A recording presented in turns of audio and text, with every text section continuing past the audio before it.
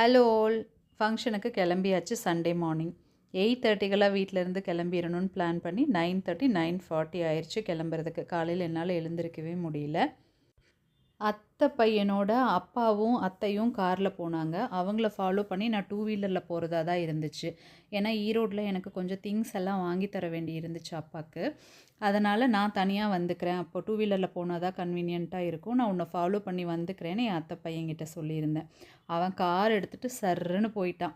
நான் ஹெட்ஃபோனும் எடுத்துகிட்டு போகலை மேப் போட்டு போகிறதுக்கு. எனக்கு ஈரோட்டுக்குள்ளே வழியும் தெரியாது. எந்த காலத்துலேயும் ஈரோட்டிலேருந்து நான் வந்தாச்சு. நான் உள்ளே போய் சுற்றுனதும் கிடையாது.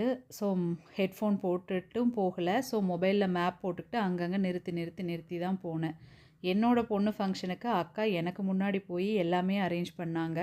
ஆனால் நான் லேட்டாக தான் போனேன். எனக்கு ரொம்ப கஷ்டமாக போச்சு. நான் போகிறக்குள்ளே எல்லா அரேஞ்ச்மெண்ட்ஸும் முடிஞ்சிருச்சு. ஃபைனலாக ஃபங்க்ஷன் முடிச்சுட்டு எல்லா வேலையும் பார்த்து கொடுத்துட்டு தான் வந்தேன்.